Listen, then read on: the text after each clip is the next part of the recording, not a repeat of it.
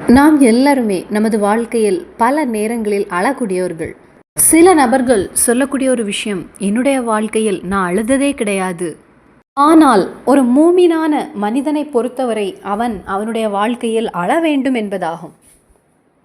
திருமறை குரான்ல 114 சூறால 4 சூறா இருக்கிறது. இந்த 4 சூறா ஓதும்போது அவனுக்கு அழுகை என்பது வந்தால் அவன் கதறி அழ வேண்டும் என்று கிடையாது. அவனுடைய கண்கள் என்பது நிறைந்தால், மனதில் ஒரு ஈரம் வந்தால், இன்ஷா அல்லாஹ் அவனுக்கு கிடைப்பது சொர்க்கமாகும். அந்த 4 சூறா எது? நாம் எல்லாருமே தொடர்ந்து ஓதக்கூடிய சூறாக்கள் தான்.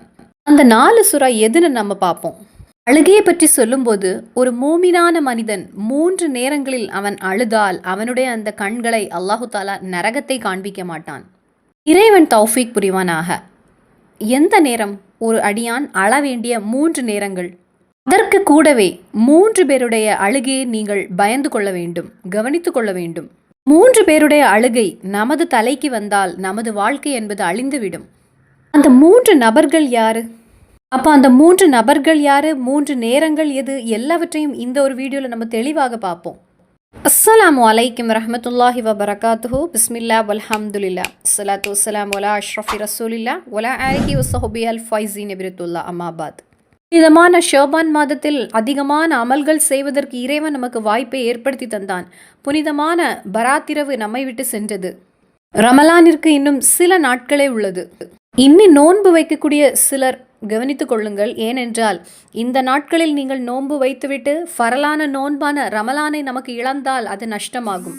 அதனால் இன்னியுள்ள இந்த நாட்களில் நோன்பு வைக்கக்கூடியவர்கள் கொஞ்சம் கவனமாக இருந்து கொள்ளுங்கள். சிலர் ஷோபான் மாதத்தில் தொடர்ந்து எல்லா நோன்புகளையும் வைப்பாங்க. ஆனால் ரமலானுடைய மாதம் வந்தவுடன் அவர்களுக்கு நோன்பு வைக்க முடியாமல் உள்ள சூழ்நிலை வந்தவர்களும் உண்டு. அல்லாஹ் தஆலா அப்படிப்பட்ட நிலைகளிலிருந்து நம்மை பாதுகாப்பானாக. நாம் செய்த அமல்கள், நோன்புகள் எல்லாவற்றையும் இறைவன் ஏற்றுக்கொள்வானாக.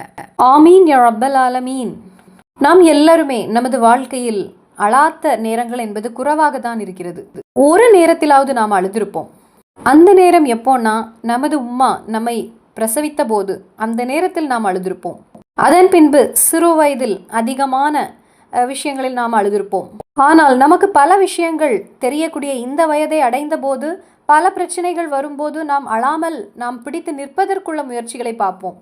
ஆனால் இறைத்தூதர் ஸல்லல்லாஹு அலைஹி வஸல்லம் கூறுகிறாங்க, இறைவனுடைய ஒரு அடியான், உண்மையான ஒரு அடியான், அவன் பல நேரங்களில் அவனுடைய வாழ்க்கையில் அழுவது என்பது அவனுக்கு சிறப்பானதாகும். அதாவது சிறு வயதில் வந்த அந்த கண்ணீர் கிடையாது, அவனுடைய முதிர்ந்த வயதில் உள்ள அந்த கண்ணீர் என்பது அவனுக்கு வர வேண்டியதாகும்.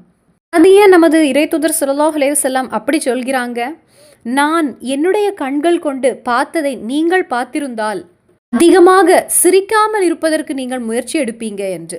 இன்னும் நமது இறைத்தூதர் ஸல்லல்லாஹு அலைஹி வஸல்லம் கூறுகிறாங்க, நான் என்னுடைய உடம்பை கொண்டு பல விஷயங்களை நான் அறிகிறேன், ஆனால் அதெல்லாம் உங்களுக்கு அறிய முடியாது. அப்போ நான் தெரியக்கூடிய விஷயங்களை எல்லாம் நீங்கள் தெரிந்தால் நீங்கள் அதிகமாக அழுவீங்க. அதே போல நீங்கள் சிரிக்கக்கூடிய இந்த சிரிப்பை நீங்கள் குறைத்து விடுவீங்க உங்களுடைய வாழ்க்கையில். இந்த வகையில் நமது இறைத்தூதர் ஸல்லல்லாஹு அலைஹி வஸல்லம் அவர்களின் ஹதீஸை நமக்கு பார்க்க முடிகிறது.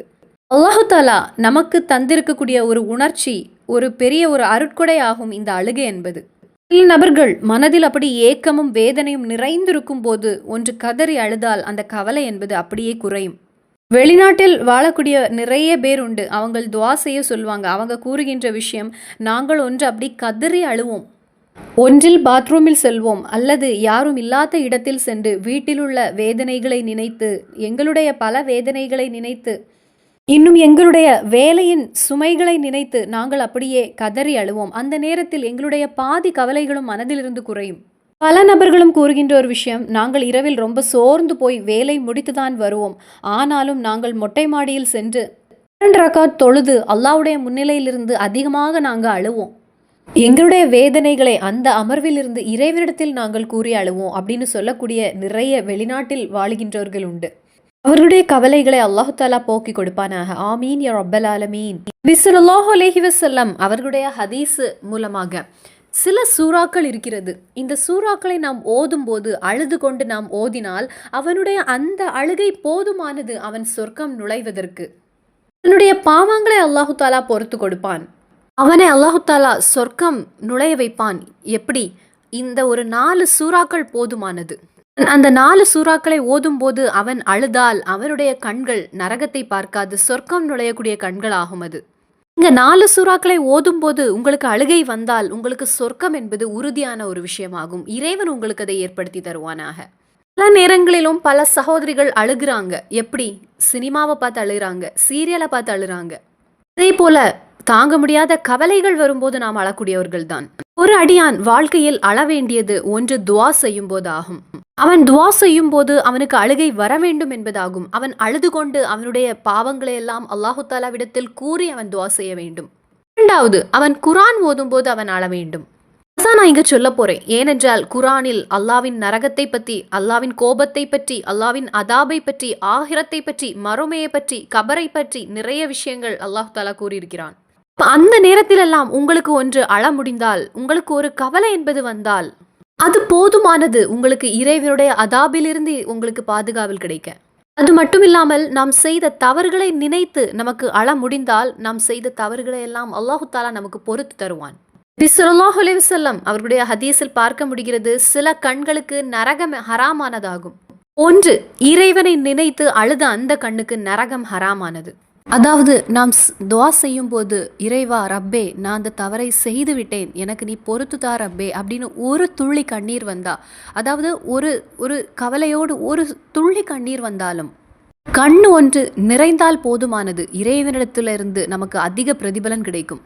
அதனால் அழுவதற்கு நீங்கள் கவனித்துக் கொள்ளுங்கள். இனி சில ஆண்கள் கூறலாம், எங்களுக்கு அழுகை என்பது வராது என்று. வேண்டாம், நீங்கள் அழ வேண்டாம். அழுவதை போல் உங்களுக்கு கொஞ்சம் நடிக்கையாவது செய்யலாம். ஸல்லல்லாஹு அலைஹி வஸல்லம் அவங்க அபூபக்கர் சித்திக் ரலியல்லாஹு அன்ஹு அவங்களிடத்தில் கற்றுக் கொடுத்தாங்க, அபூபக்கரே நீங்கள் துவா செய்யும் போது நீங்கள் அழுவதற்கு ஒன்று முயற்சி செய்யுங்கள். உங்களுக்கு அழுகை வரவில்லை என்றால் அழுவதை போல் நீங்கள் நடித்து கொள்ளுங்கள். அது இறைவனுக்கு ரொம்ப பிடிக்குமாம். அப்போ ஒன்றாவது, இறைவனை நினைத்து அழக்கூடிய அந்த கண்களுக்கு நரகம் என்பது ஹராமானதாகும். நபி ஸல்லல்லாஹு அலைஹி வஸல்லம் அவங்களுடைய ஹதீஸில் நமக்கு காண முடிகிறது, ஒரு ஈயுடைய அளவிற்கு அல்லது ஒரு கொசுவிட அளவிற்கு ஒரு அடியானுடைய கண்களில் இருந்து அவன் இறைவனை நினைக்கும் போது கண்ணீர் வந்தால் அந்த கண்கள் பின்பு நரகத்தை பார்க்காது. இறைவன் தௌஃபீக் புரிவானாக. இரண்டாவது, ஹராமை விட்டு திரும்பிய கண்ணு. நாம் இப்பொழுது எவ்வளவு ஹராமானதை பார்க்கிறோம். அப்போ ஹராமான ஒன்றை பார்க்கும்போது நமது கண்களை நாம் திரும்பிவிட்டால் அந்த கண்களுக்கு இறைவன் நரகத்தை ஹராமாக்கி விடுவான். மூன்றாவது, இறைவனுடைய மார்க்கத்தில் தூக்கத்தை தவிர்த்த கண்கள்.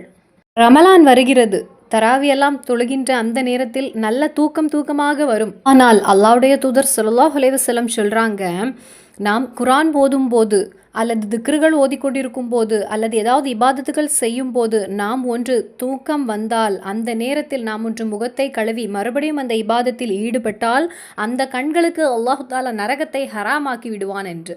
இனி நம்ம அந்த சூறாவை பார்ப்போம். 4 சூறாக்கள் நாம் எல்லாருமே ஓதக்கூடிய 4 சூறாக்கள். இந்த 4 சூறாக்களை ஓதும்போது உங்களுடைய கண்களிலிருந்து ஒரு துளி கண்ணீர் வந்தால், கண்கள் நிறைந்தால் இன்ஷா அல்லாஹ் அந்த கண்கள் சொர்க்கம் செல்லும், சொர்க்கமாகும் அவர்களுக்கு. இது என்ன சூறா? நபி ஸல்லல்லாஹு அலைஹி வஸல்லம் அவங்களுடைய ஹதீஸில் பார்க்க முடிகிறது, ரசூல் ஸல்லல்லாஹு அலைஹி வஸல்லம் சொல்றாங்க, நான் உங்களுக்கு ஒரு சூரத்தை கற்றுத்தருகிறேன் சஹாபாக்களே அப்படின்னு நமது இறைதூதர் கற்றுத்தந்த ஒரு சூறா. இந்த சூறாவை நாம் ஓதும்போது சாதாரணமாக எப்பொழுதும் ஓதுவதை போல் அப்படியே ஓதி விடுவோம். ஆனால் இந்த சூறாவை ஓதும்போது ஒரு துளி கண்ணீர் வந்து உங்களுடைய கண்கள் நிறைந்தால் அந்த கண்களுக்கு அல்லாஹு தாலா சொர்க்கத்தை கொடுப்பான், நரகத்தை ஹராமாக்கி விடுவான். காரணம், இந்த சூறால அல்லாஹு தாலா நமக்கு தந்த அருட்கொடைகளை பற்றி கூறுகிறான். நமக்கு இறைவன் குடிப்பதற்கு தண்ணீர் தந்திருக்கிறான், அது அல்லாஹ்வின் அருட்கொடையாகும். அணிவதற்கு ட்ரெஸ் உண்டு, செல்வதற்கு வாகனம் உண்டு, வசிப்பதற்கு வீடு இருக்கிறது. இது எல்லாவற்றையும் நாம் ஆகிரத்தில் செல்லும் போது இறைவன் நம்மிடத்தில் கேட்பானாம். நரகத்தை பற்றி இறைவன் அதில் கூறுகிறான். அப்ப எல்லாவற்றையும் பற்றி நாம் நினைக்க வேண்டிய ஒரு சூறாவாகும் இந்த ஒரு அற்புதமான ஒரு சூறா. அப்ப நபி ஸல்லல்லாஹு அலைஹி வஸல்லம் கூறுகிறாங்க, ஒரு மனிதன் இந்த சூறாவை ஓதும் போது ஒன்று கண்கள் நிறைந்தால், அவன் ஒன்று அழுதால், அவனுடைய கண்கள் நிறைந்தால் அவனுக்கு சொர்க்கம் உறுதியான ஒரு விஷயமாகும். அந்த நேரத்தில் சஹாபாக்கள் சிலர் அழத் தொடங்கினாங்களாம் அந்த சூறாவை ஓதி. சில சஹாபாக்கள் இதை ஓதியும் அவர்களுக்கு அழுகை வரவில்லையாம்.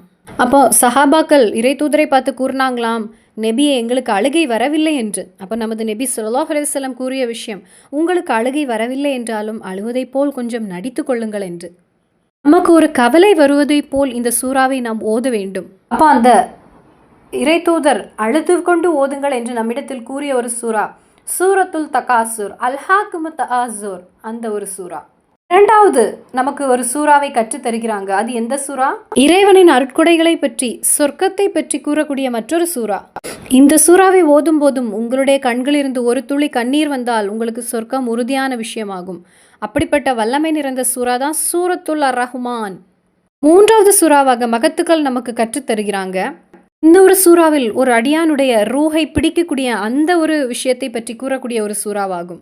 ஆனால் பல நேரங்களில் நாம் இதை ஓதுவது கிடையாது. ஒரு மனிதனுடைய ரூகை அஸ்ராயில் மலக்கு எடுக்க வரும்போது அந்த நேரத்தில் அந்த அடியான் மலக்கிடம் கூறுவானாம், மலக்கே, எனக்கு இன்னும் கொஞ்சம் நேரம் தாங்கள், நான் இன்று முதல் தொழுகிறேன், நான் இன்று முதல் குர்ஆன் ஓதுகிறேன், நான் நல்லவனாகி விடுவேன், நான் எவ்வளவோ தவறு செய்து விட்டேன், ஆனால் எனக்கு தௌப தேட முடியவில்லை, தௌபு தேட வேண்டும், எனக்கு இன்னும் கொஞ்சம் நேரம் தாங்கள், எனக்கு இன்னும் கொஞ்சம் காலங்கள் தாங்க நீங்க.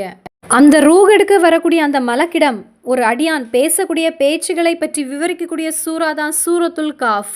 இந்த ஒரு சூறாவை ஓதும் போது ஒரு அடியானுடைய கண்களிலிருந்து கண்ணீர் வந்து அவன் கண்கள் நிறைந்தால், அவனுக்கு கவலை வந்தால் அல்லாஹு தஆலா சொர்க்கத்தை கொடுப்பான் என்று.